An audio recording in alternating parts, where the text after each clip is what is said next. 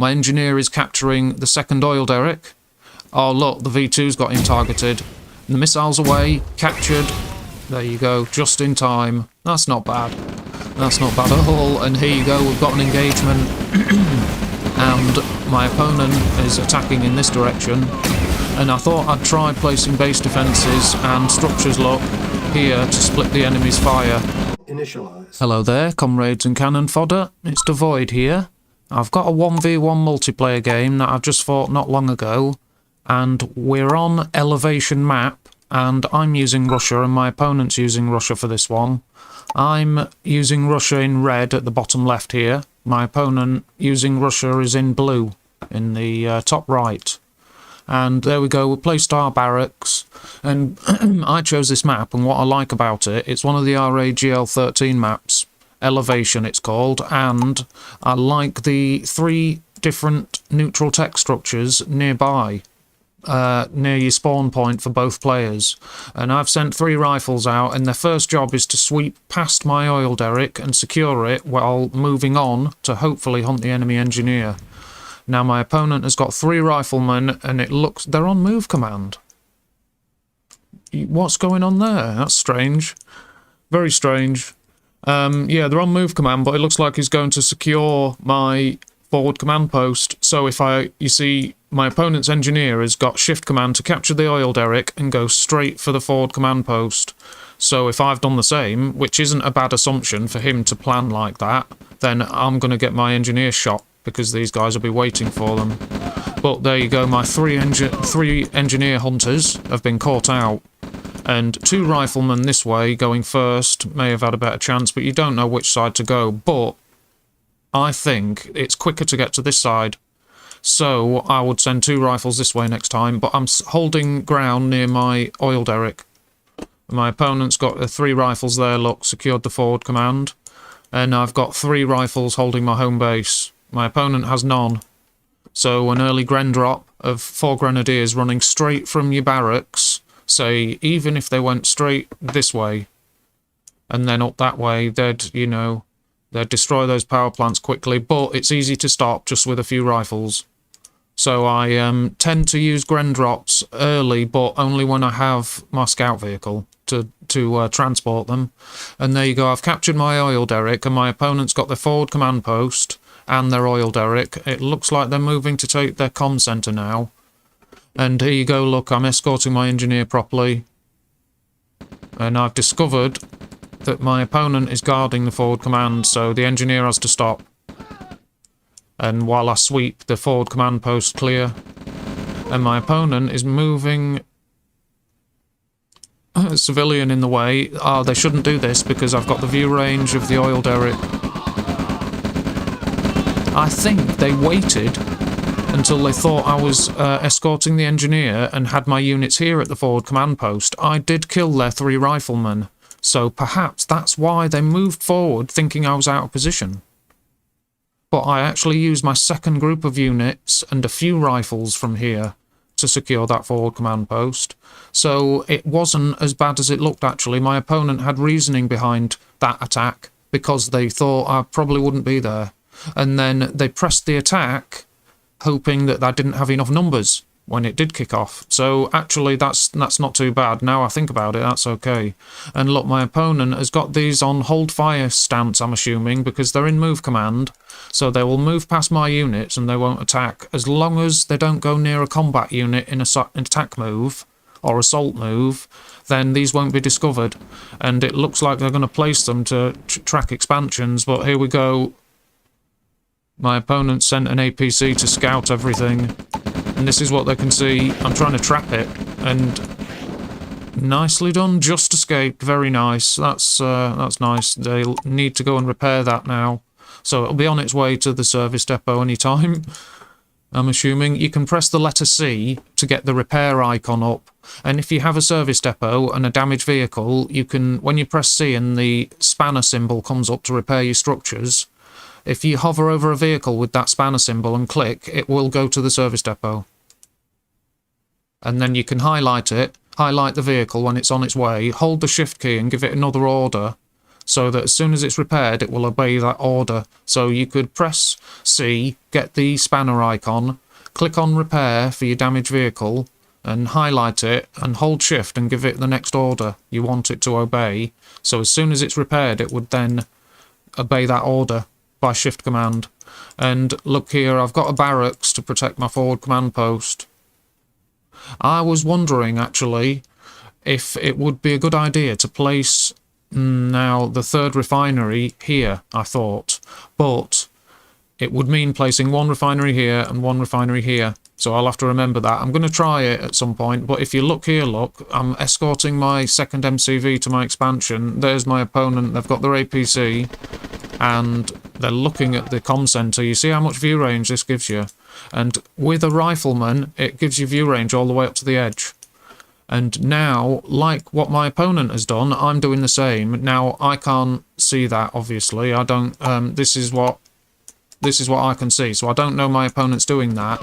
But with the rifleman there, the communication center here, and my expansion, I've actually got all this view range. Even if I had none of these units here, I would still have this view range, obviously including the rifleman, but that's a lot of view range and area of the map, like guarded, just with minimal assets, just by setting up your expansion here, and it helps protect the comm center, and a single rifleman, look, completes the view range right to the edge. So you need a rifleman, your expansion, and the comm center, and you can get view range right up to here. It's very effective. My opponent knows this, probably been doing it for ages, but this was the first time I've done that. I actually set up an expansion here in one game. That's silly. But look, I've searched for this APC because I knew it was about, and then I've searched and missed it, and I thought I'll look stupid if I do that. So I sent these rifles, look, to hunt for it. And there you go, my opponent is attacking my forward command post. So I'm moving back my units because I want my opponent to have to move past all these structures into my base defences. So my opponent's wise to back off because I've got these reinforcements, look, they would have been destroyed. But yeah, I knew that was there, but I think this has distracted me.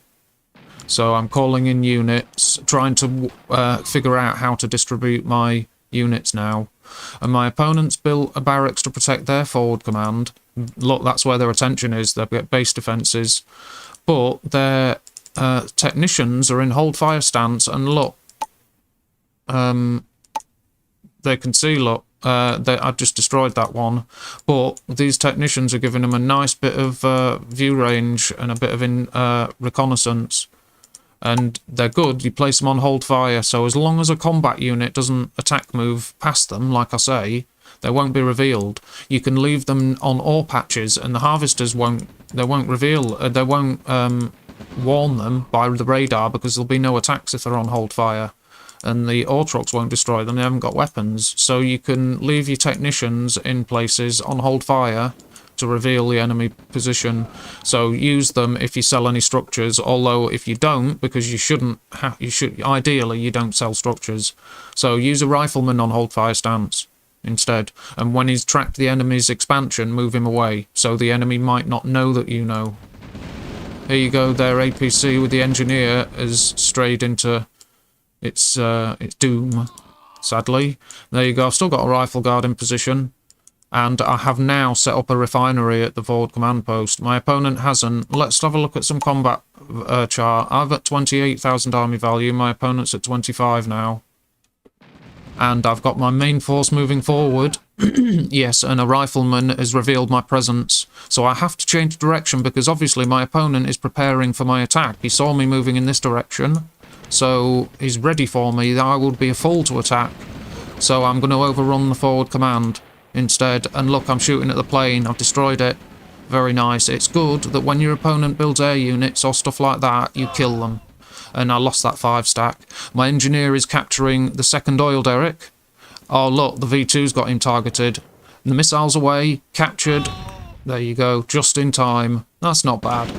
That's not bad at all. And here you go, we've got an engagement. And my opponent is attacking in this direction. And I thought I'd try placing base defences and structures, look, here to split the enemy's fire. It helped.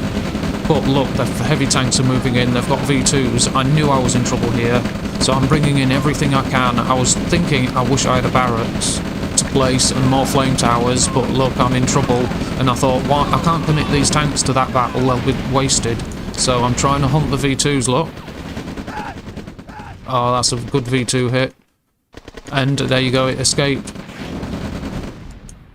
Yes, it's escaped.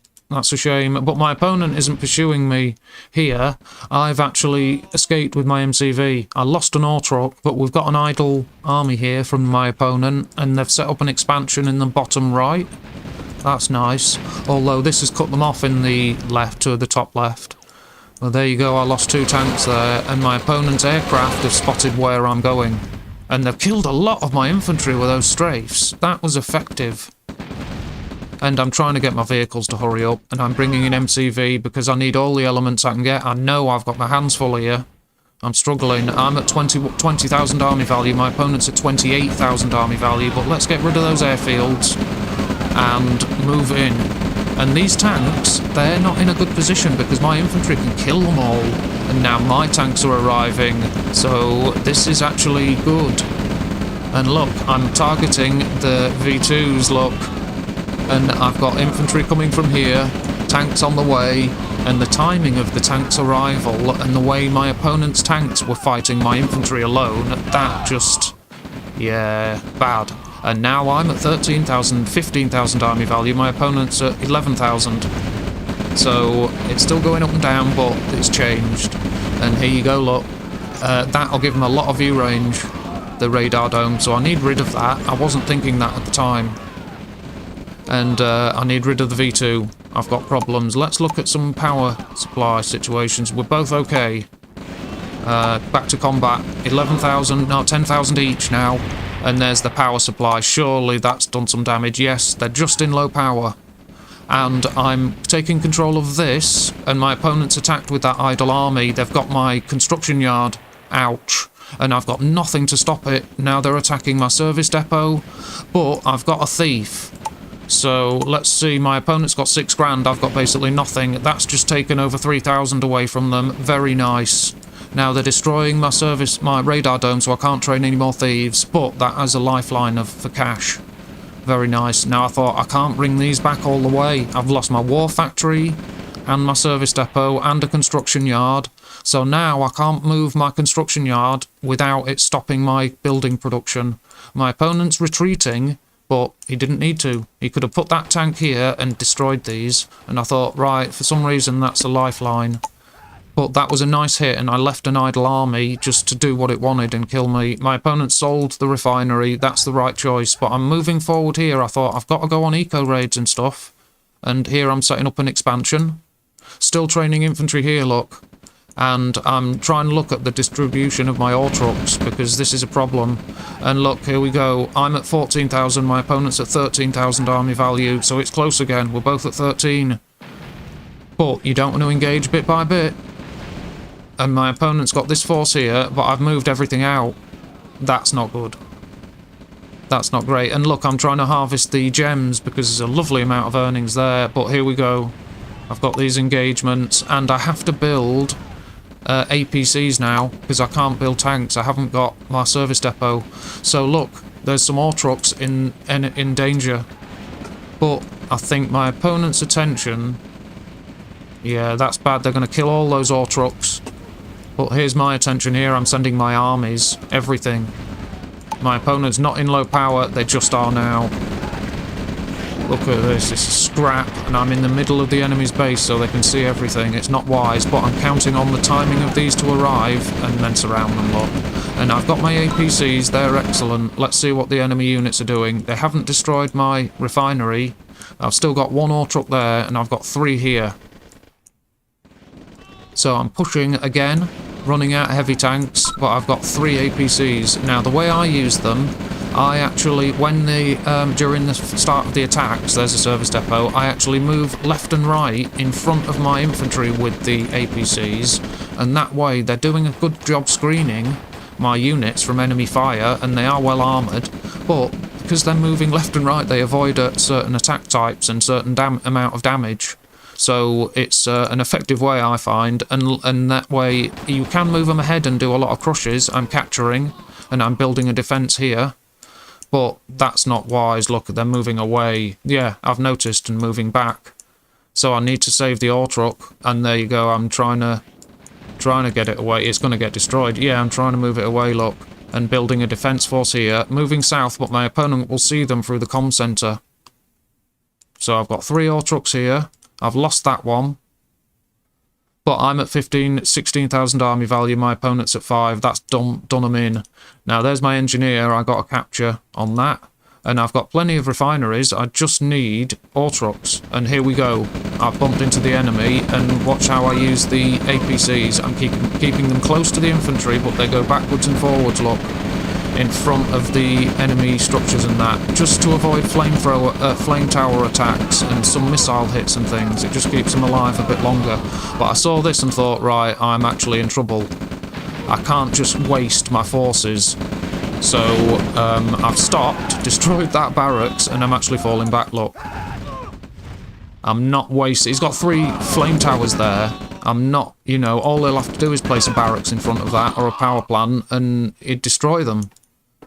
But it hasn't got any rocket soldiers. I didn't notice that. If I had, it would be over, because these are immune now to any weapons here. These APCs are immune, because I can drive them up and down the battlefield and they'll bounce bullets all day and flame towers won't hit them.